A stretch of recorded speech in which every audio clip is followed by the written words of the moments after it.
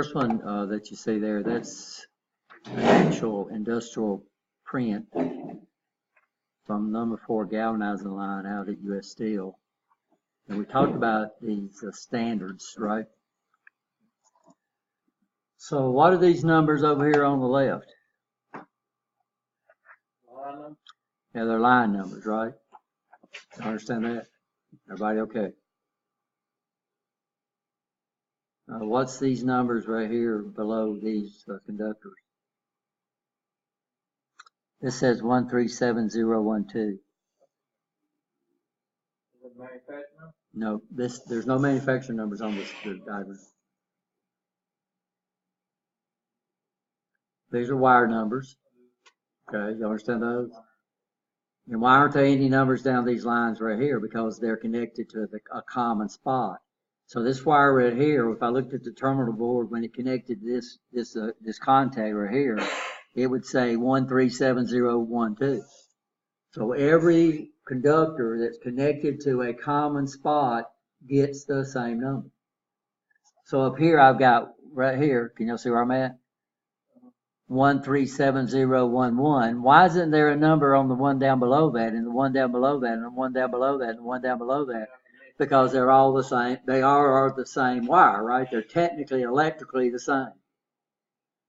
So if I wanted to measure between this guy right here and this guy over here, this L1 and L2 over there, I could find any wire that's got 137011 and measure it to any wire that has 137013.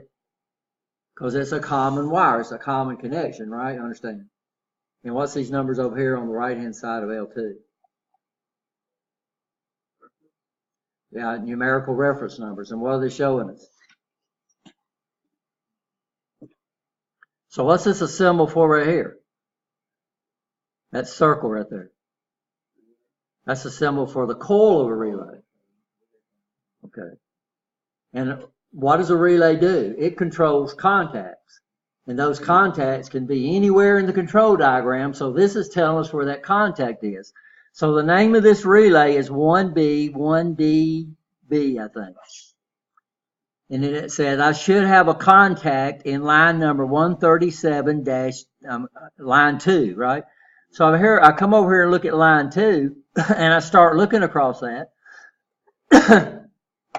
So even though there's not a wire there, these two line up together, right? You understand? So these horizontal lines that line up, they get the same number, and there's that contact right there, 151BD. There it is right there. So what these numerical cross-reference numbers that are over here on the right of L2, these are telling us the line numbers that these relays control. So I notice this line right here, this one right here is underlined. So 137-57, it's underlined. What's that mean? Well, that means I'm looking for a normally closed contact. So of course, I can't see 57 because this page don't go that far. The only line this goes to is 24. So you know this goes over. This diagram is a lot bigger than what I had could put on here. So if I could see a line 57, I would be looking for a normally closed contact, and it's going to have the same name. So the contacts being controlled by the relay has the same name as the relay. So this name of this relay is 1B1. The name of this relay is 5B1BD. So that contact is named what? 5B1BD. So every relay has a name.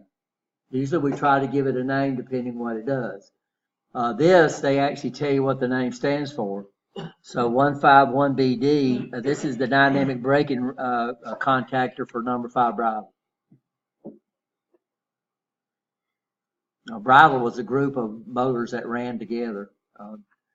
They was running a strip, and so what they did is they wound it around a bunch of barrels.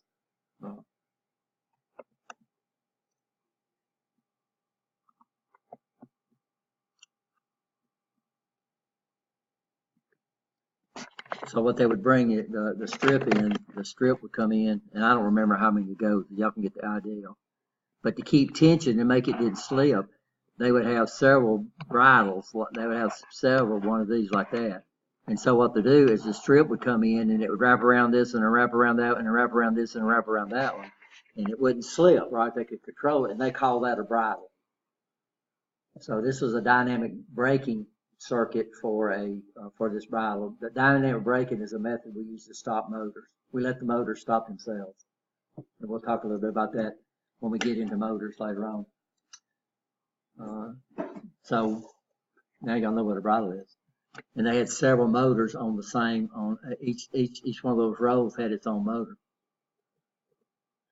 Are you okay on that? Does that make sense? Okay. So the ones on the left, on the side of L1, those are line numbers. Every horizontal line gets a number, right? If they're in the same vertical plane, then they get the same number. And then we have wire numbers. Every wire connected to a common spot gets the same number, right? You understand that?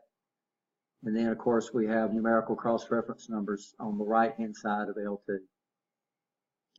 Are they called? So one of the other things I gave you was the rules of relay logic.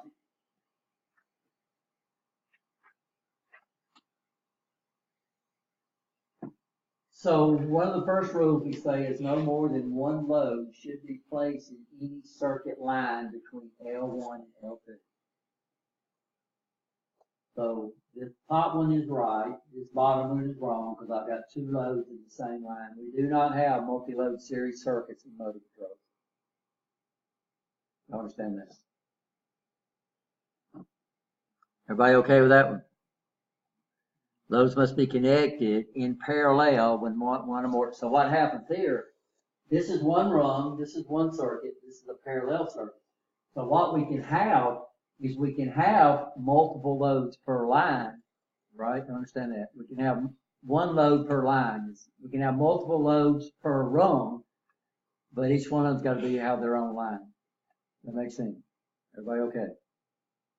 So basically the rule is one load per line, multiple loads per rung, right? Everybody understand that? There's no multiple element, multiple load series circuit in a motor.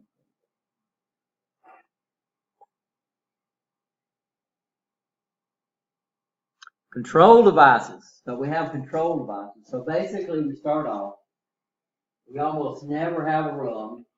We do every once in a while. Like I could put a light up across the top and have a rung that lights up anytime power's on the circuit. So it would be across L1 and L2. But almost always we have some type of control device in the rung to control the rung. Control devices go between L2 and the load. Everybody understand that? Yes or no? No control devices on the L2 side, except for overload contacts. We could come in here and do this too, guys. We could come up here and we could put another device right there, right? I could come down and put a device within that line. Okay. We can hook control devices in series, we can hook them in parallel, we can hook them in series and parallel. The way you hook control devices does not determine if it's a series circuit or a parallel circuit. What determines what type of circuit it is how the loads are connected. The only circuits we have in motor controls is single load series circuits, and then multiple load parallel circuits. Everybody okay there? Control relays, control relays, solenoids, and pilot lights are loads that are connected directly or indirectly to line 2. Now, when it says indirectly to line 2, there's only one thing that's allowed between the load and this. If this is a motor starter and we put overload contacts in, that's the only thing that's allowed. Everybody okay? Mr. Rich. So we have 3 set of switches in parallel and just a contact relay. That would be still single load. It wouldn't be parallel. What do you mean parallel? If you have 3 switches in parallel with each other and only one load, That's a single load Single load. series circuit. The way you connect control devices has nothing to do with whether it's a series or parallel circuit. So I could come up here and I could do this, I could do this, right? You understand? I could do this, I could come up here and do this, I could come over and do that, I could drop down here and do this, I could come over and do that, I could come over here and do this, and then I come over here. That's still a one load circuit. Because what determines a circuit is a serial or parallel has nothing to do with the control devices. What determines it is how the loads are connected. Right? Understand? Now I can't do this. That would be a short circuit, right? You understand? And that would be a bad circuit. But how we connect control devices, and this is true all over the place, has nothing to do with what type of circuit it is. It would determine how much control we have over the load or the loads. So this right here is a parallel circuit. Even though that control device is right there, right? Understand, it's still a parallel circuit. So we can have parallel circuits, but the rule is we can have multiple loads per rung, but only one load per line. So a rung is a circuit that runs between L1 and L2. Right? You understand that? So it's basically just like you did in DC, but over on DC, you came over here and drew a little power supply on the right-hand side, right? You understand? Here, our power source is up here, whether it's DC or AC. We're going to use an AC power source. So what we're going to have is we're going to have a transformer up here.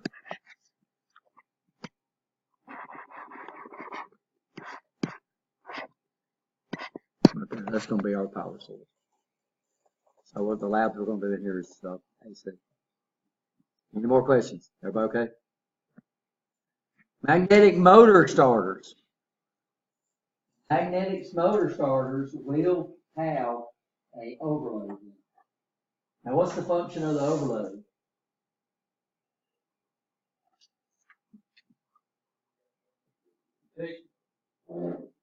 For the motor. Yeah, if the motor stalls, but it'll let the motor start. This is a problem we have with motors. They pull this inrush current. So when we fuse the circuit, we have to fuse it to allow the inrush current to come in and start that motor, right? You understand? So if a motor pulls 20 amps when it starts, then we're going to probably use a 30 amp fuse up there. Well, the problem is if it stalls, it's going to pull 20 amps, right? You understand? And now it's going to sit there and do what? It's going to burn up because it's an overrated motor. So what we're talking about is we need some type of device that detects when a motor stalls or when a motor won't start. So what an overload looks like, what an overload sensor does, it detects an overcurrent, but over time. So it lets the motor start, but if the motor don't start, then it'll open up these contacts right here. Now the overload sensors are going to be out in the motor circuit, which is not drawn. What we're looking at is the control circuit. That would be we're going to use the 3-phase motor. So the overload sensors are out in the motor, in series with the motor. And what they do, if these overload sensors, so this is the overload sensor, and then this would be the overload contact. So those sensors are controlling those contacts. So if the motor pulls too much current over a certain amount of time, then this guy right here will open, and it's going to cause this relay to drop out, which is going to cause the main relay that's controlling this to drop out. So the main relay that's controlling the motor would be up here. So this would be M1, M1. They're all controlled by the same thing, M1. I should have put it to the side. And then these will come up. And then these usually go to your disconnect. So normally in most control circuits, we'll start off with having all our loads in here. But eventually, the way most control circuits work is you have a control circuit and then you have a power circuit. So the motor, so this relay right here controls contacts in the power circuit. But what's nice is this over here could be 26 volts, AC or DC, which is below what 70E says is lethal. And over here, this could be 660 over here in our power circuit, which is very neat. So that's one advantage a relay has over a lot of electronic devices, is that what's controlling the coil does not have to be what we're controlling with the contact. So my coil could be a DC coil running AC contacts, or vice versa. You could have AC coil running DC contacts. And the problem we have with relays is they're not real fast. They're real slow. So the only thing allowed between L1, L2, and the motor starter is going to be these overload contacts. Used to they'd have one contact per phase, but now they have one contact controlled by each one of those. So a lot of them now, you'll look at, they'll only have one overload contact over here. Three-phase circuit. Control devices are connected between L1 and the load. Everybody okay? And how can you connect control devices? You connect them in series, you can connect them in parallel, you can connect them in series parallel. Multiple control devices can be connected in series and in parallel or in series parallel, which this book don't say. So.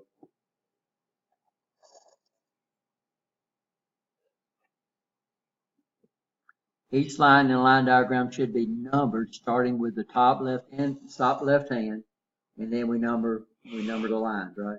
Straight down. And every line, every horizontal line, if they line up, they get the same number. So if we had a line over here doing something, it would get the same. I'm sorry, we're talking about line numbers. I'm thinking about wire numbers. That's right. So if I came over here and this was lined up right here, and then I put another load right there, then this would still be considered line number 2, right? Everybody okay? Each line number diagram should be numbered started with the top and reading down. The location of contacts controlled by a relay. By a relay, guys. So we're going to let y'all do a worksheet. And I guarantee somebody in this class is going to put numbers outside of it. A light bulb has no contact. So the only reference numbers we have is beside relays, right? You understand? So this is a symbol of a light bulb. This guy here has no contact. A relay is going to be given a name. Here the name they're using is CR1, CR2, CR3, M1, M2, and 2 light bulbs. There'll be no numbers out here and no numbers out here. Why? They're light bulbs. They don't control contact. Now, what does the cross-reference numbers tell us? The cross-reference numbers tell us the location of what? The contacts being controlled by that relay. So I know CR1 should have a contact in line 2. Here's line 2. Well, where's the line? It's over here, right? You understand that? So here's line 2. Have a contact in line 3. And we have a contact in line 4. We're not going to do anything like that. That's a special book. Okay. We talked about manufacturer numbers. So manufacturer numbers are what we're going to use. So when we set up our diagram, before we wire it, the first thing we're going to do is assign manufacturer numbers. And this is where we left that part, right? So this dash line, what does the dash line up there mean? Huh? It means they're mechanically connected together, right? Everybody okay? And like we said, what we was talking about at the very end of last class was that if I've got 2 devices that are mechanically connected, but there's not, I can't put a line. So if I drew a dashed line down through here, we would think what? All of them. So what they do is they put these little indicators. They put this little house turned upside down. It says 5. What's 5? Line It's telling me the line number that the other control is. And then this one points up and it says it's a mechanical connection line number. Are you okay there? I'm not really thrilled about the way this guy does this. He talks about every rung consists of 3 main sections. He says we have a signal section, we have a decision section, and then we have an action section.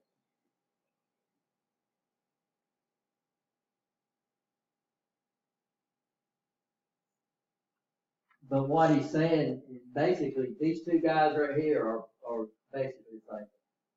So mechanical or automatic, these are talking about contacts. These are talking about the way we wire them. But what we do is over here, this is going to be the decision-making section of the rung, right? You understand? And then this is going to be the output. So what we're going to do with that side between the L1 and the actual load, what we're going to do is try to make some type of decision on when the load is activated, or when we say the rung is true, or when the rung is false. Everybody okay? So he's kind of combining, he's combining it. He said this is your mechanical, your electrical, and then he starts talking about an and, or, not, memory, nor, and NAND. We've already looked at memory. We call that a sealing circuit. But that's just about the way you wire the control devices is the decision it makes. Does this make sense? So here's our decision making right here. So what do we say about this? So this is the symbol of a solenoid. So that's our load. Then we have 2 push buttons. One they're calling PD1 and one they're calling PD2.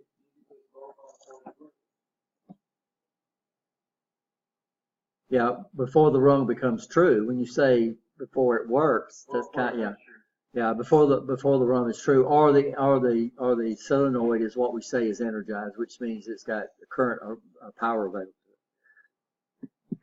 So what we're doing here is I have to press this contact and that contact.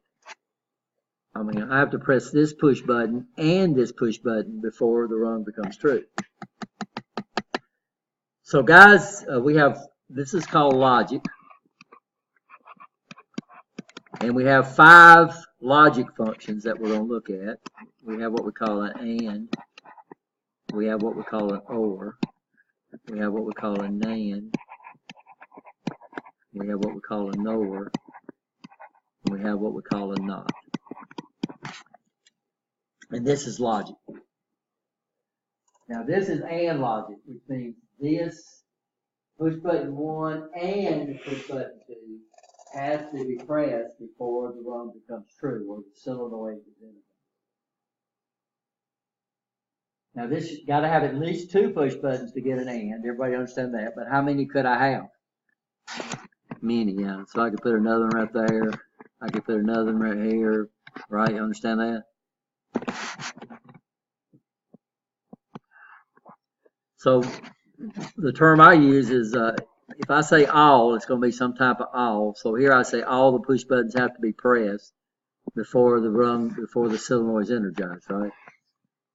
So if you use the term all, it's going to be some type of and. Does that make sense? Now we can come up here and we can replace this with symbols for contacts.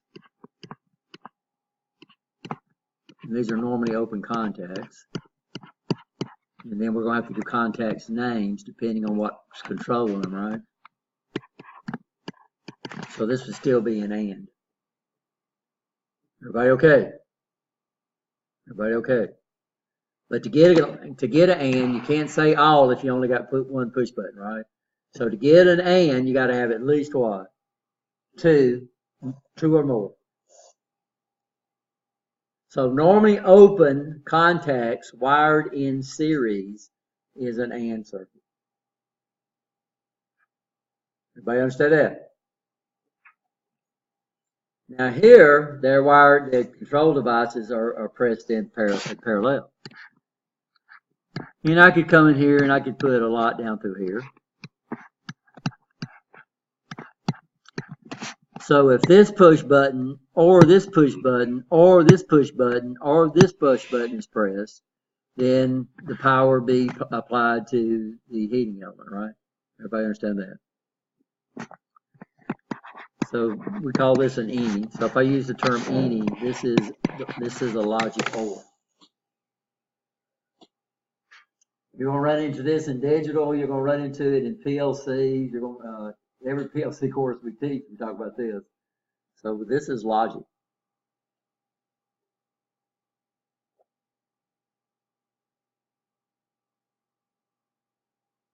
So everybody okay with the OR? Y'all be able to define OR.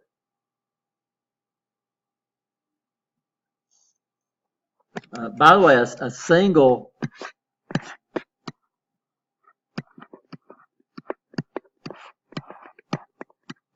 so what logic would be performed by a single bulb? I mean, a single push button. These are not logic. Logic, you got to do something. So here, the same signal I have on the left would be the same thing I have on the right, right? Understand?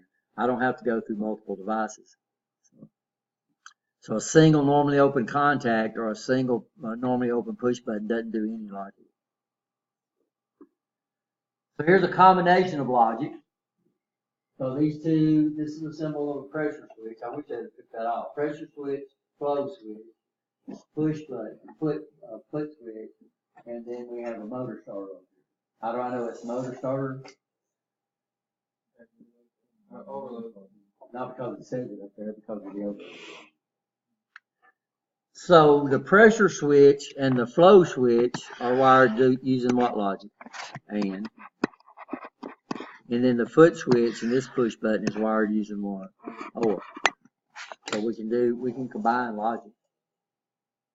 And you can program a PLC like this, by the way.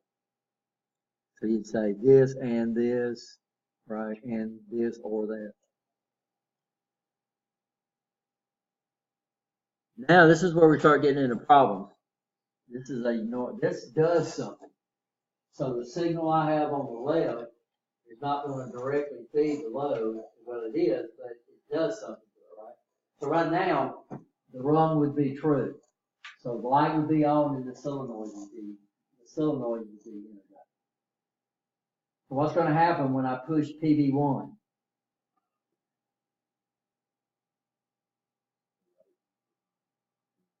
Huh?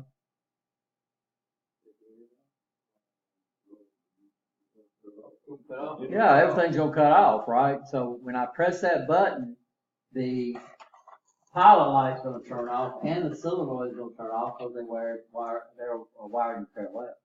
Now what this is what we call a NOT. Now NOT, so ands and ORs are what's required to make the rung true. Nots, nands, and nors is what's required to make the rung false.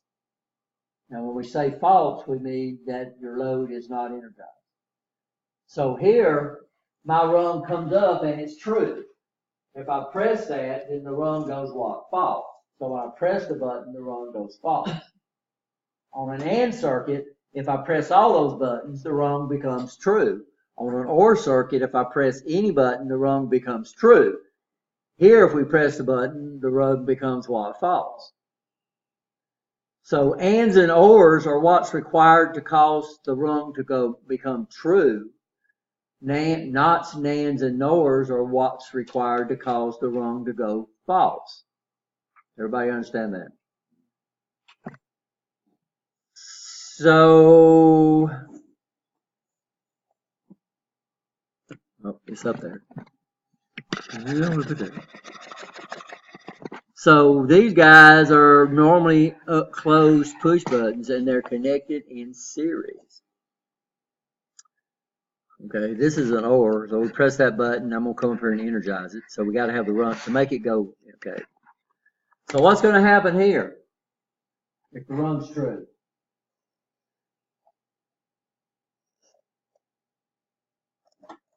But when you push that push button to turn it off, You said those. push. When I push any push button. Yeah, any. any. So if I push button 1 or 2 or 3, it's going to make it go false. So this is a NOR. Now the problem we have is people see things in series, they learn the and they think anything in series, any control device in series, they think it's an and now, but it's not. Well, you're learning it again here. So NORs, NOTs, NORs, and NANs are what's required to make the rung go false. ANDs and ORs are what's required to make the rung go true. If I press any one of those buttons, this rung will become false.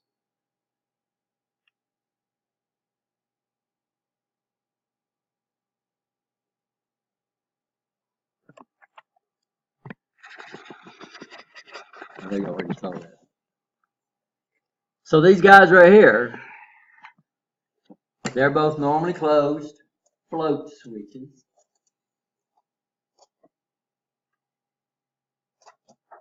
These are normally closed push buttons. So this is a NAND. This is an OR, right? Understand? Sorry, this is a what? NOR. This is the OR. So what's that one right there?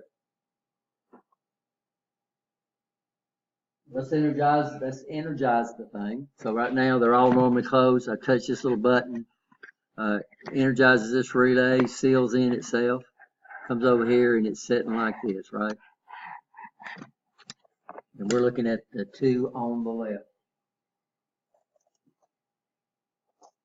So those 2 float switches. That's okay. I could push button B or PB1 or PB2 and make the rung go false. So that would be a NOR. But what about that one on the left? Yeah, they're in parallel, but what would be required to cause it to go false? When they're both open, right? Right? So when I say the term all, it's going to be either an and or an and. If it's normally closed, I'm going to come over here and it's going to be a NAND. So this is a NAND.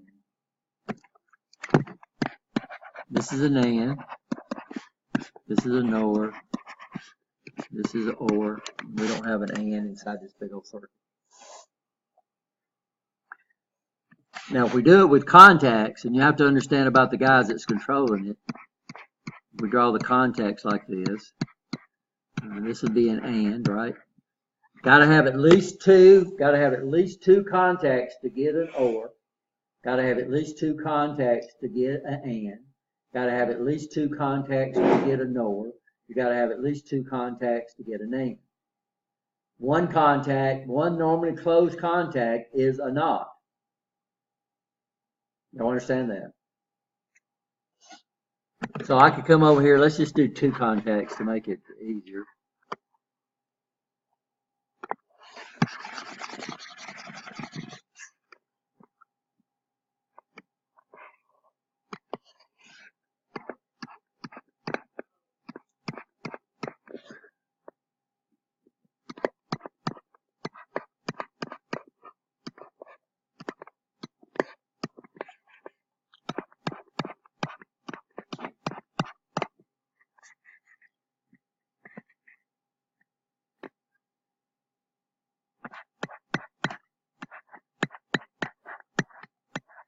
So what's this one?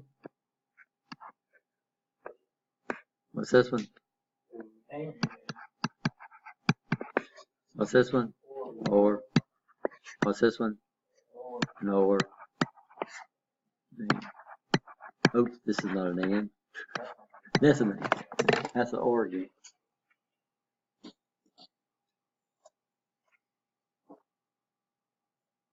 Now, one of the first slide we're going to do is we're going to inventory the trainer.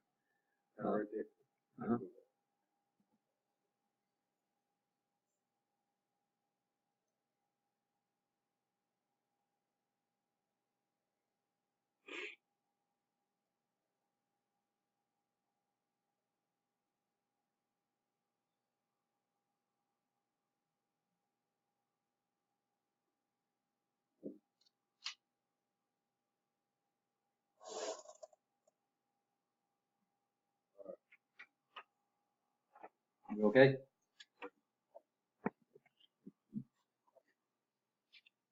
Now, what we have is we have several categories of relays. We have control relays. Oops, sorry. These are going to be the smaller relays. These are guys, a control relay, its contacts never leave the control circuit.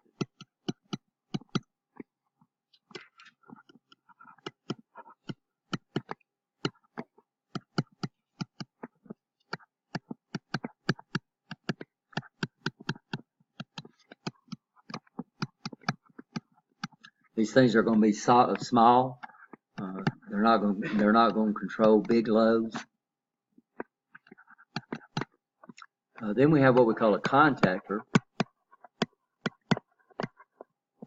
These are going to have power contacts.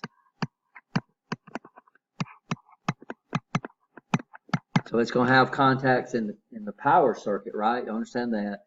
And then sometimes it might have what we call auxiliary contacts.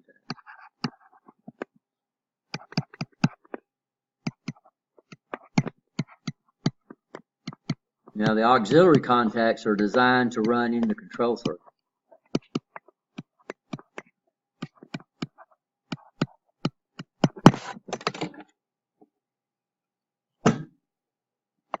So this is the contact.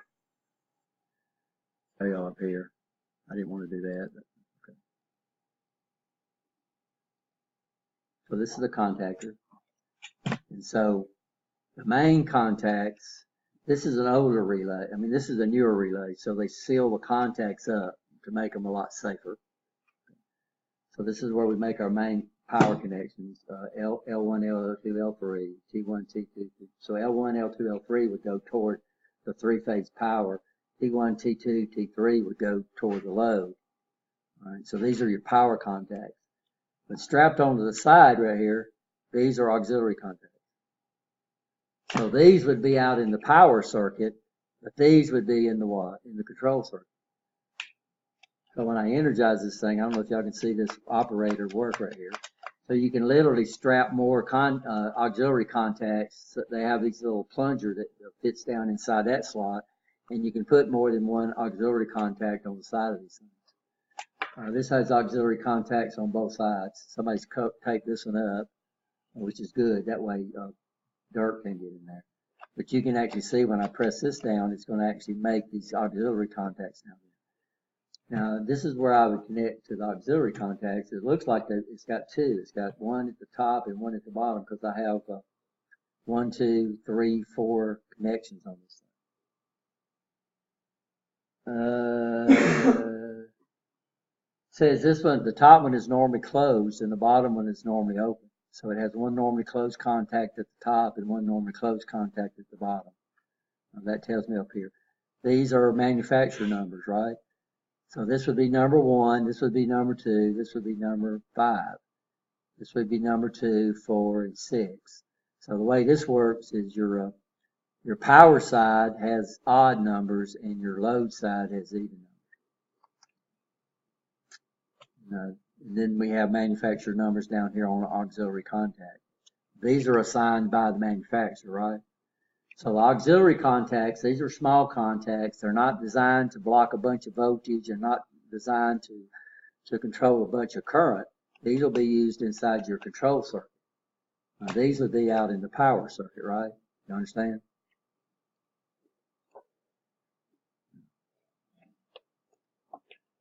So this is what we call a contactor relay. The last relay we have is called a motor starter, magnetic motor starter for the entire thing. And then the magnetic motor starter may have auxiliary contacts on it also. Looking for a motor starter.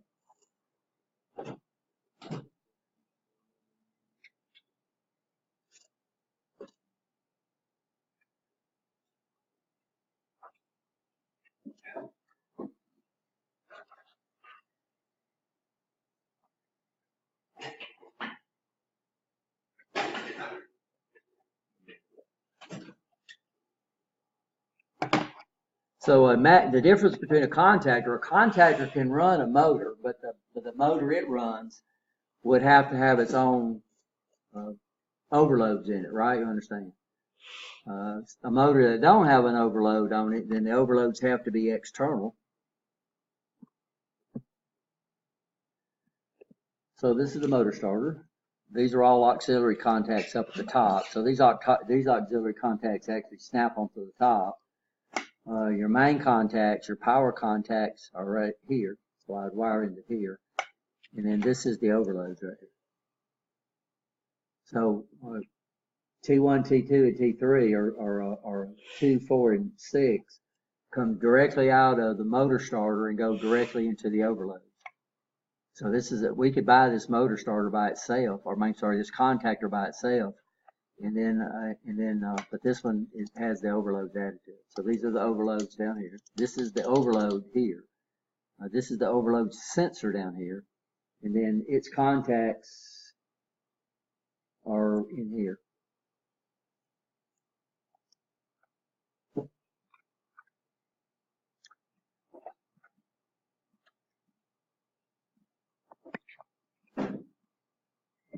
Motor starter, y'all gonna be wiring up bigger than that. In fact, there might be one wired up here.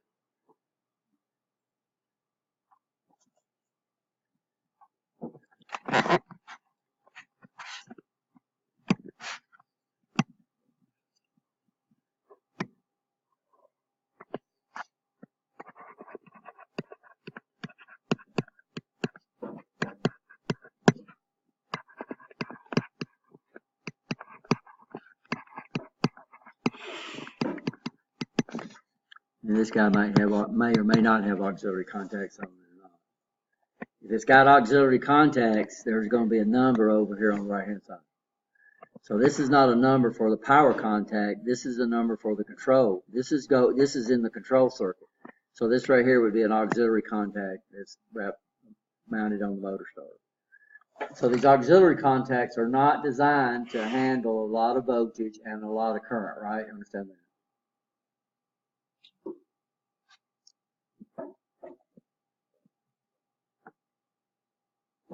This is called a start-stop station.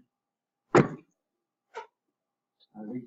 buttons right here would probably be mounted in a push-button station.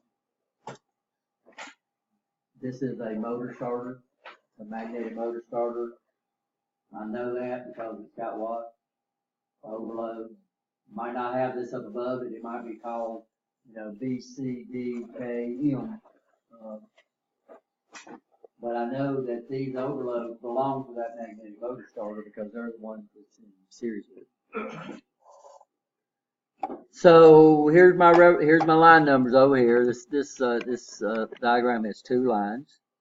This says I got a watt in line 2. It should have the same name as the relay, and there it is. But this is going to be an auxiliary contact, right? This is called a memory circuit. It's called a seal-in circuit. It's called a 3-wire circuit.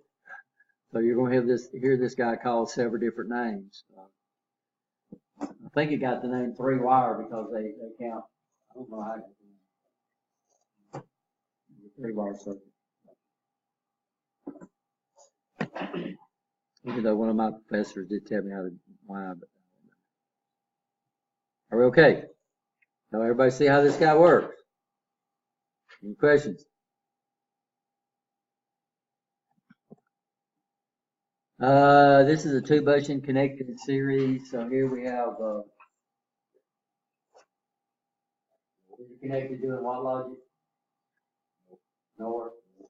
These are connected in OR. So what we do is we have 2 push buttons, two stations, and they don't have to be. This is the way it would be drawn, but these stations, guys, they could be hundreds of feet apart, and then I could have a start stop over here and a start stop over here, right? You understand? It's just that I have the ability to now to stop it from 2 different locations and to start it from 2 different locations. Right. But we don't, when we draw the ladder diagram, we don't show the location like they would try to do on a wire diagram. We draw it logically how the circuit works. So I know right off the bat, I can start it with either this start here or this start here. Put a PD3 or PD4 would start it, It doesn't make any difference which I started with. It would seal itself in, right? You understand that? And then it would run. I could stop it with either one, PV1 or PV2. So the one on the left is a knower, and this right here is an oar.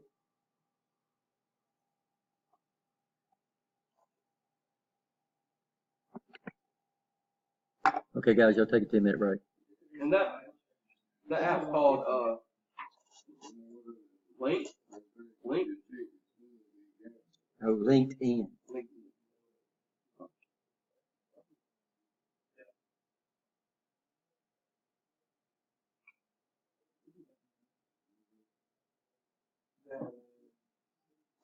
Two start-stop stations used to control two separate magnetic motor starter coils with a common energy storage. Can y'all see how this works?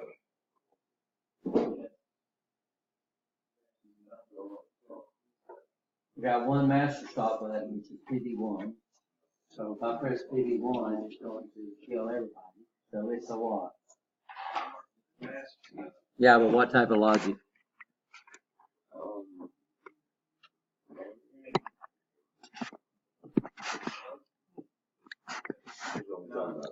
It's one button. One button kills everything.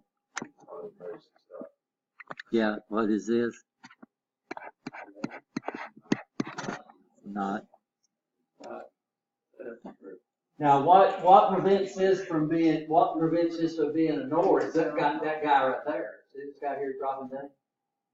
Right? Y'all understand? Listen.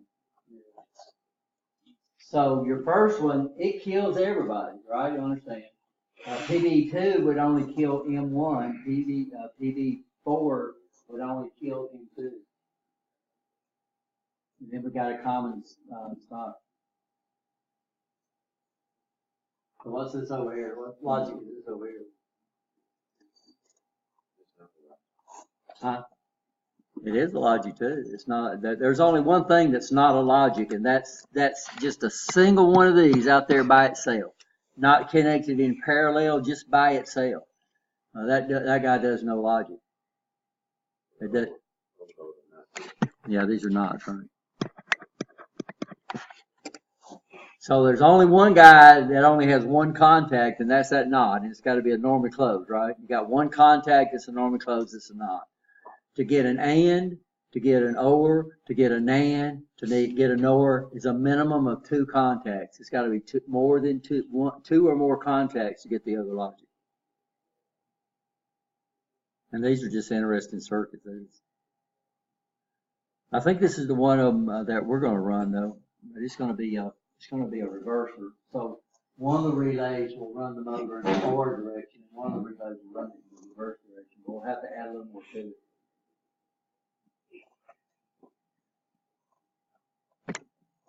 Are we okay? This one right here says, okay, I got one start-stop station that's controlling two motors. But what we're doing is we're letting, now notice M1 has two contacts. It's got two in the control circuit. One of them's on line 2 and one of them's on line 3. So here's this guy right there, all right? And here's this guy right there. So what's going to happen here? We press that start button, and it's going to start both motor 1 and motor 2, right? Everybody okay?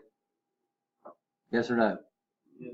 And one stop button. If we hit the stop button, it's going to stop both motors. Are we okay?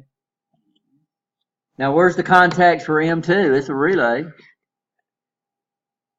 Why isn't there anything over there?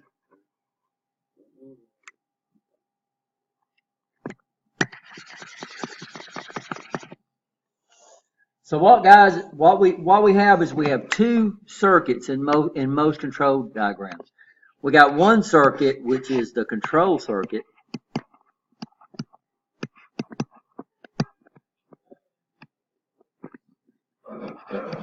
And then we got one is the power circuit.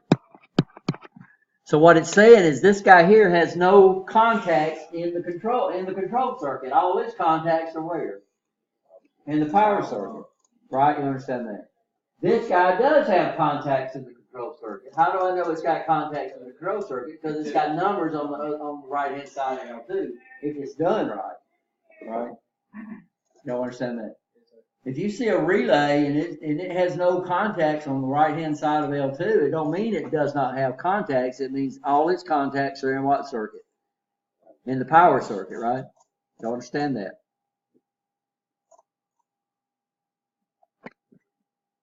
Oops, wrong way. This is a selector switch. We don't see any common switches in motor controls. For one thing, those switches are hard to work with gloves on. But we do see a lot of selector switches.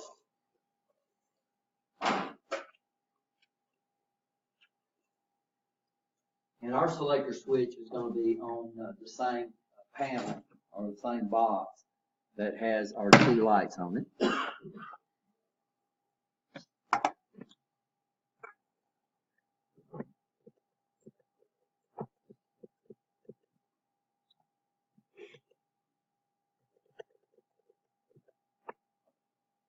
My camera's not working.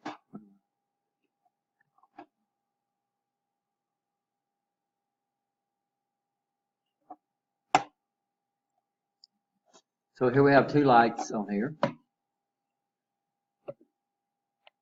And then this is our selector switch. This is a 3-position selector switch. I think it's like the one shown in that. Now this is a label. It says auto in hand, but you don't have to look. If you're wiring a circuit that needs a selector switch, I don't care what they label it. This is the one you're going to use, right? Does that make sense? These are just labels that they put on there. So this has an off and it has an auto. So if we look at our diagram,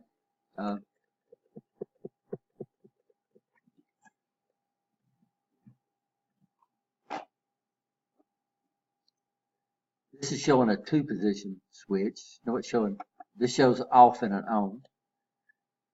So notice that one of the positions has a dashed line, one of the positions has a solid line. Everybody understand that? So right now it's showing it's on, so that means the top contact is open. If I turn it to off, then the top contact's going to open and the bottom contacts are going to close. We're not using the bottom contacts in this diagram. This guy here's got 2 sets of contacts in it, right?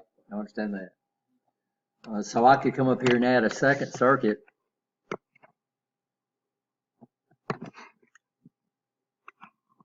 So what if I wanted to put a light that would come on when it was off? I shouldn't do it like that. I should have drawn it down.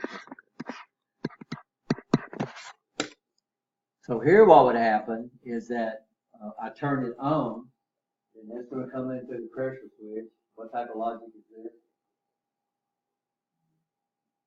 Probably a NOT. It's either a NOT or a NOR if we take into consideration of that one.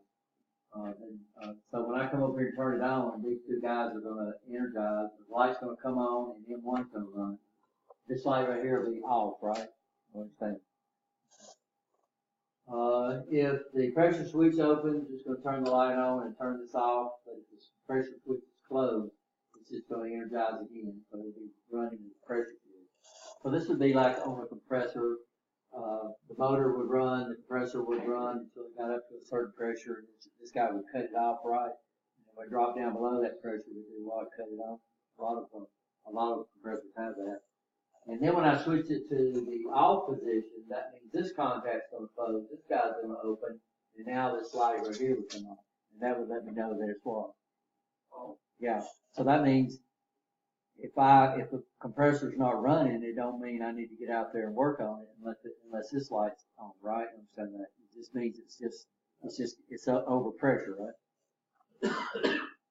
So these are selector switches. This is 3 positions, so this has got a 3rd position. This has got a position in the middle that's off. And it's going to be on the same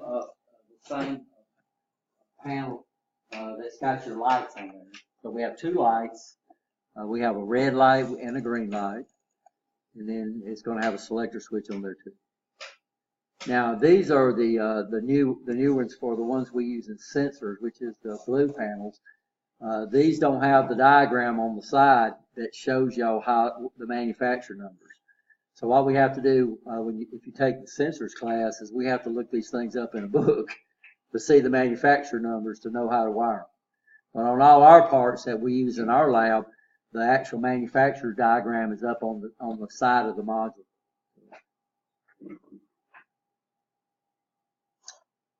A pilot light is used when a start-stop button is indicated. So this is very common too. When you put a light in parallel, so this is the parallel right where the motor started. And what's this guy going to do? It's going to be on anytime the motor. This is very standard. You have two lights. You can have a green one when the motor's running and a red one when the motor's off. Right up there on the panel. So the guy don't have to go out there and look at the motor to see what it's doing. He knows what it's doing by its panel. Y'all see how this circuit works? Pretty straightforward, right? Any questions? Yes, no?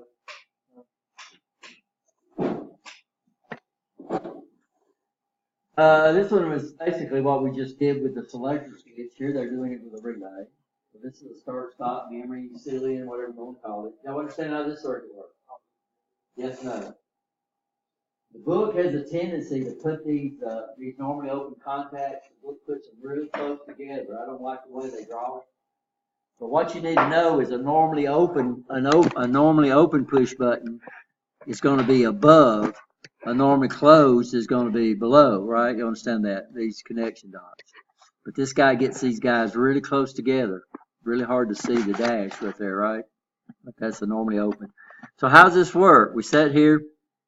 We apply power to L1 and L2, which is going to put power sitting right here. It's also sitting right there. And what do we need to do? Push which one? The start. But it's a momentary contact. So all you got to do, guys, is just push it and let it go, right? Because as soon as you push it, it's going to come in, right? You understand? Then it's going to pick up this secondary path. So this contact right here is going to close. And then we can come up here and we can let our start button up. And this is instantaneous. It's faster.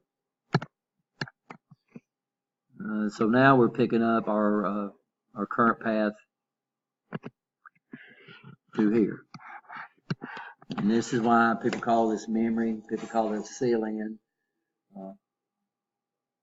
So now what's going to happen? So when this is going to open and the light's going to go off. So this light will be on when the motor's not running, right? Everybody okay? Any questions on this? Now, if I was going to assign wire numbers to this thing, how would we do that? I'd start right here. This would be wire number 1.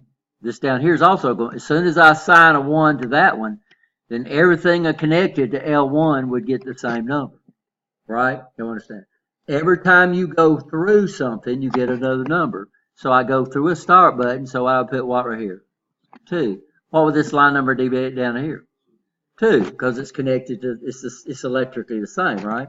I go through a push button, this would be 3, this would be 4, this would be what? 5. As soon as I assign 5, that would be 5. Everything down through here would be 5, right? And then this is 1, what would this be? 6. And that's the way we do wire numbers right there. And notice US Steel was already up to 130, so that's a big. We was on sheet 137, so that's what the 137 was. So that means we're on sheet 137 of the diagrams for number 4 galvanized line at US Steel. And some of the references go to over 200. So yeah, they have a lot of wire numbers. We're not going to do wire numbers on our diagrams. We're going to look up manufacturing numbers. But you will have to do this on test. A sequence control circuit that does not let the conveyor operate unless the second conveyor has started and is running. I don't know if this would work or not. But the way it's intended to work, I can come over here and M2 does nothing, right? It controls conveyor 1. So how's M2 going to start? How are we going to start M2?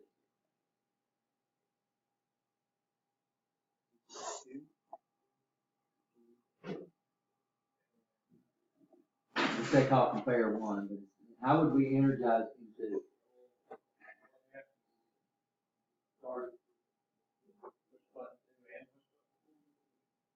Well, we'd have to start, you're right, we'd have to start with push button 2. So we'd push button 2. Then as soon as M1 came in, it would seal in around here. It would make power available right there, right? It would make power available right there. So now what would we do? Now we can push this one and then it would seal in. So what they're saying here is I can't start conveyor 1 unless what? Conveyor 2 is running, right? Or the relay that runs conveyor 2 is running. So we okay there? So all they're trying to do is just go through several sequences that you can go and some standard controls that you see out in the field. So let's wire this. Let's do these. The line numbers are done for us. The cross reference numbers are done for us, right? Okay. So let's see if we can do the wire numbers. So this would be wire number what? 1. This would be 2. This down here is also going to be what? 2. This is going to be 3. This down here's, this is going to be 3 too, right? This will be what? 4. This would be 5. This would be 6. This would be 7. This would be 8. And this will be 5 right here. And that's the way the wire numbers would be numbered. So what we do, depending on where we start at, we look at the first rung in the diagram, right? We assign it our first number that we work with. We go across the first one first. Everybody understand that? And then we'll drop down. Everybody understand that? Yeah, I see all kinds of stuff. I see people give every wire a number. And the biggest problem we have is people forgetting this wire between the M1 and the overloaded cell. Okay?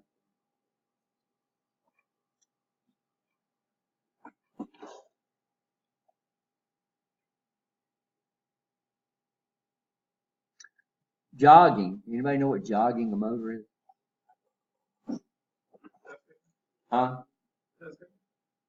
Sort of. Jogging is moving a motor in burst. Usually we do it to get something in position or stuff like that. It's called moving it in burst, right? So it's manually moving the motor, or jogging or running the motor. And it don't seal in. That's the problem. It don't seal itself in. It don't run automatically, right? You understand that? So notice what we have is we have a button down here where we can select between what? Run and jog. So in run,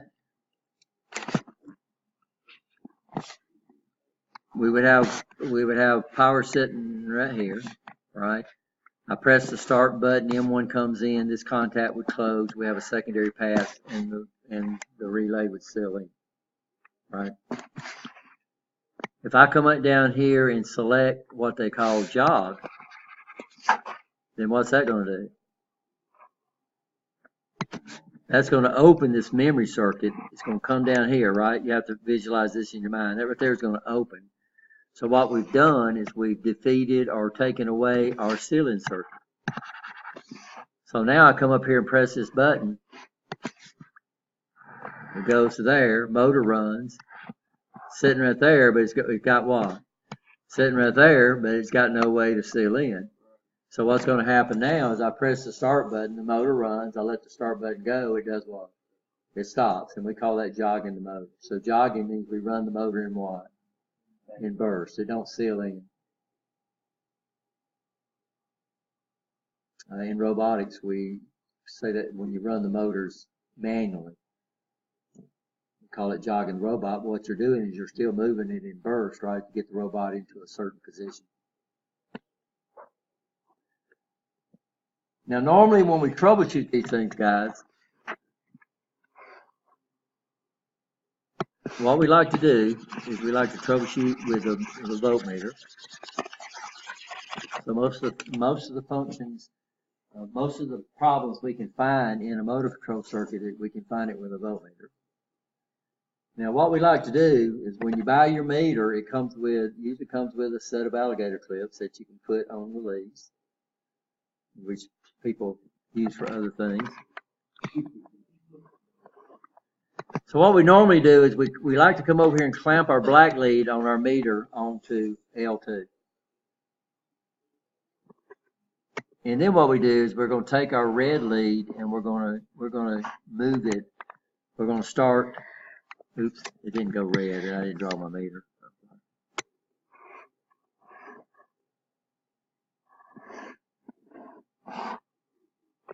So what we're going to do is we're going to take our red lead and we're going to start doing what? Now, sometimes it takes more than one person, especially when these buttons are far apart. So to troubleshoot, somebody's going to have to come up here and push and hold this button right here down. Right? Because it's not sealing in, because if it was sealing in, we wouldn't have a problem. Okay. Now, if I came over here, and if this is AC, which is what we've got, if I measured 120 volts sitting right there, is that good or bad? Bad. Because that is a normally closed contact. How much voltage should a normally closed contact draw? How much voltage should a normally closed contact draw? How much resistance does a normally closed contact have?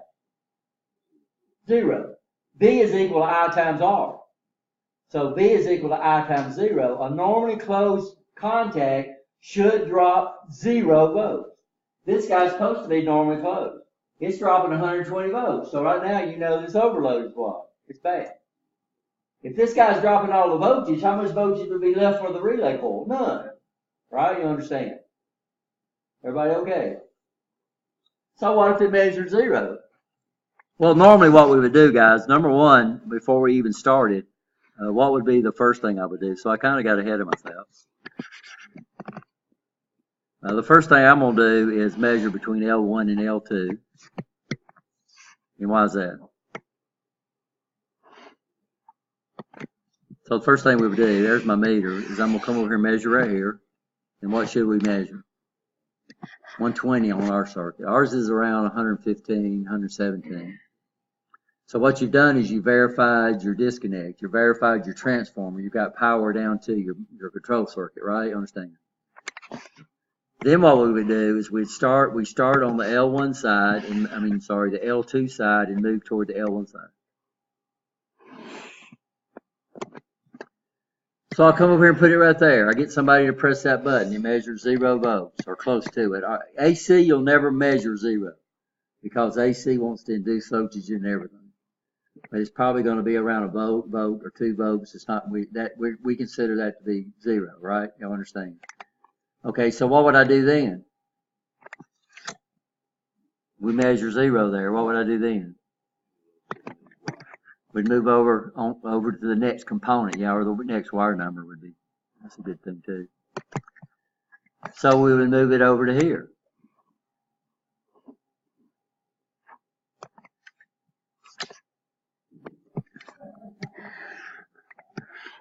Okay, what if I measure 120 volts right there? Is that good or bad?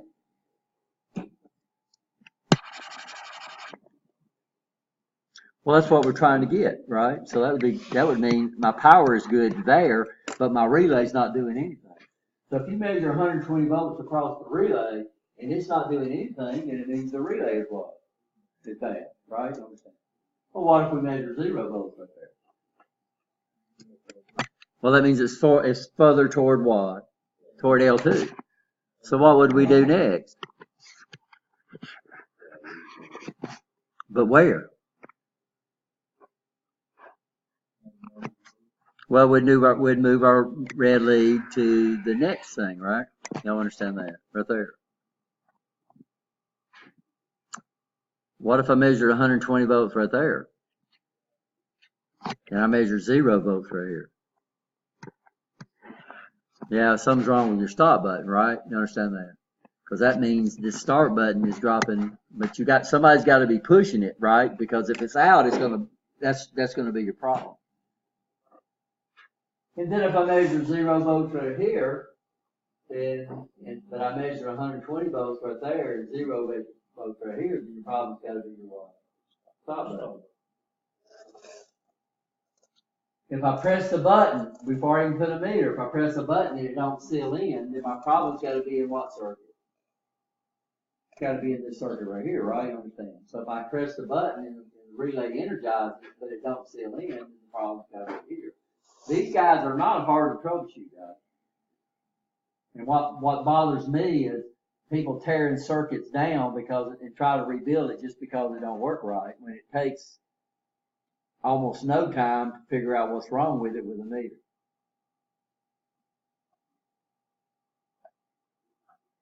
And so that's what they're showing here. So they're showing the black leads on L2, and they just do what? He made a mistake though. What did this guy do? He didn't check this overload right here. So what he's gonna do, he's gonna come over here and he measures 120 volts right there, and he says, well, my relay's bad, when it might just be the overload. It might be the overload's trip. Right? Nobody's ever done that, right? Replaced a relay because the overload was trip and they didn't even try to reset it.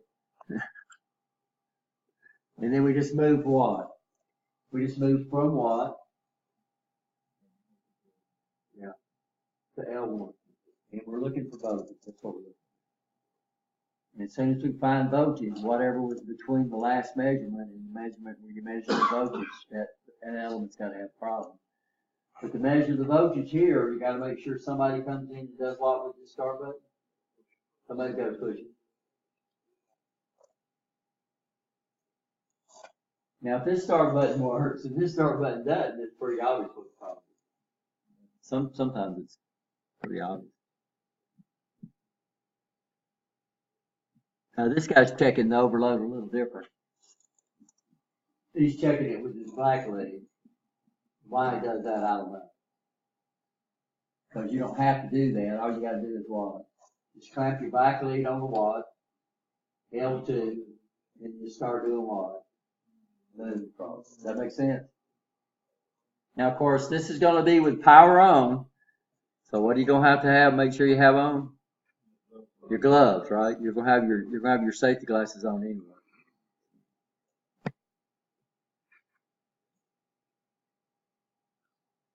It says a good mechanical switch should drop 0. We try not to measure across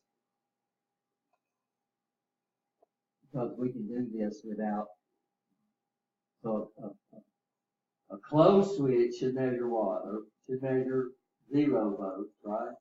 And then an open switch should measure the applied voltage if it's don't have anything in front of it. Now later on we're going to look at solid state limit switches. These guys are electronic circuits. We're going to use one. I think we're going to use one that detects metal.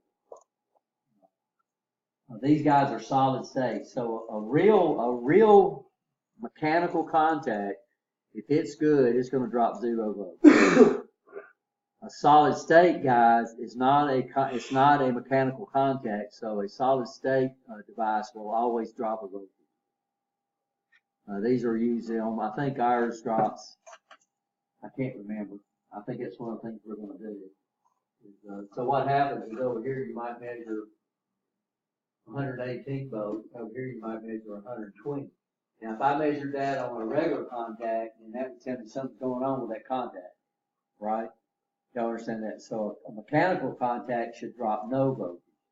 A solid state contact, these are done electronically. There's no real contact in there. It's done electronically, but it's going to drop a voltage.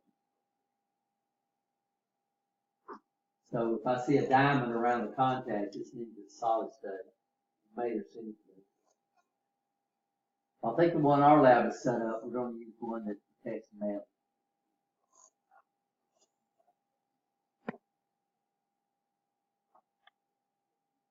This is talking about short circuit. We've already talked about that. This is talking about checking for short. This guy's, for some reason, this might be, this is metal conduit. So what did he say? So if you measure between, this is red and white, I don't know where you got it. Normally, commercial wiring, your hot lead could be almost any color besides green or green and yellow stripe. In residential wiring, we've only got three color insulators we work with in residential wiring. Anybody know what the color insulator color?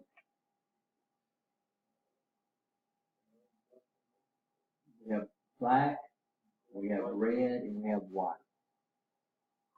Power wiring. We use black, red, and white on 240. And we use white and we use black and white on 120. The white should be connected to earth ground. We call that the neutral. And if you got any metal conduit, the metal conduit should also be grounded, right? Makes sense. So you should measure 0 ohms between the white, the grounded white, and then the conduit. And you should measure infinite ohms between the black and your conduit. Conduit there's going to be used to test for short circuit. We're going to do that. What we're going to do is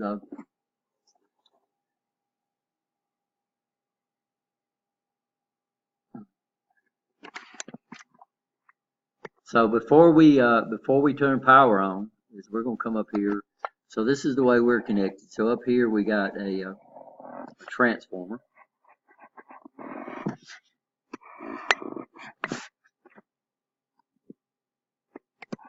And it's a dual voltage transformer. I'm not going to draw it that way right now. We'll talk about that. And then we got a fuse right here. And this is called, on the transformer, this is labeled XF. And over here, this is labeled X2. So XF is going to be RC1, and then X2 is going to be L1 and then L2. Now, what we need to do to check for a short circuit is, of course, a short circuit means you would have little or no resistance between L1 and L2, right? I understand. So that means if I come up here and screw up and did something like this, then that would be a short circuit. Well, what we're going to do is we're going to check for a short circuit in that we're going to put an ohm meter. We're going to put an ohm meter between L1 and L2. And we're going to press these buttons. We're going to press the start button. We're going to press the stop button, and we're looking for resistance. These guys here, our relays, I think they have around 2 k ohms worth of resistance. I can't remember what the lights have. But anything above 0 ohms should be okay, right? Now, the problem we have is that a transformer is nothing but wire. It's running loose. Y'all remember last class, I started wiring that thing in a loop, and it started dropping no voltage. When I came out and pulled it out, it dropped voltage. When I pulled it out, it dropped none. So what happens is all this wire gets its opposition from frequency. It uses XML. The problem is if I turn power off, so anytime we put ohm meter in the circuit, we're going to disconnect the circuit, right? So we're going to turn off our power up here in the disconnect. The problem is if I put my ohm meter and that transformer's in there, it's going to measure like 7 ohms, which appears we got something bad, right? You understand? So what does that mean? Well, that means, guys, you're going to have to come up here and disconnect one of these wires off this transformer up here. And that's what's nice about having banana plugs. So we're not going to wipe out the transformer. We're just going to disconnect the wire, the connection. Could be L1 or could be L2. All we're going to do is break that wire right there. And then that way, if I read 7 ohms or something like that, I know I got a big problem, right? You understand? So you should read probably over a K. And you got to make sure somebody does what? Presses that start button. Then what you're going to do is you're going to read the resistance of the load. Everybody okay? What I'm gonna do is I'm gonna do a real quick check. I'm gonna check the L2 side. If the L2 side is wired correctly, you cannot have a short circuit. If it's wired correctly, you can't have a short circuit. You gotta go in somewhere it's not supposed to go, and that's where your manufacturing numbers really come into play. Where are we gonna get our manufacturing numbers from?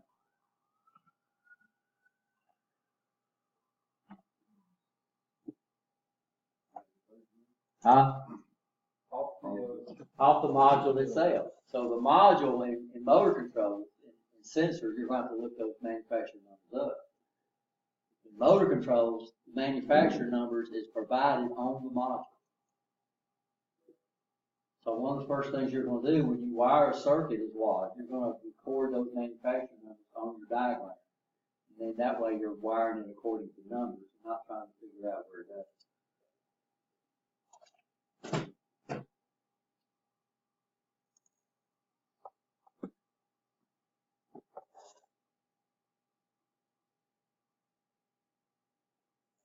So y'all go ahead and take a 10-minute break. We'll come out and we'll let y'all look at it.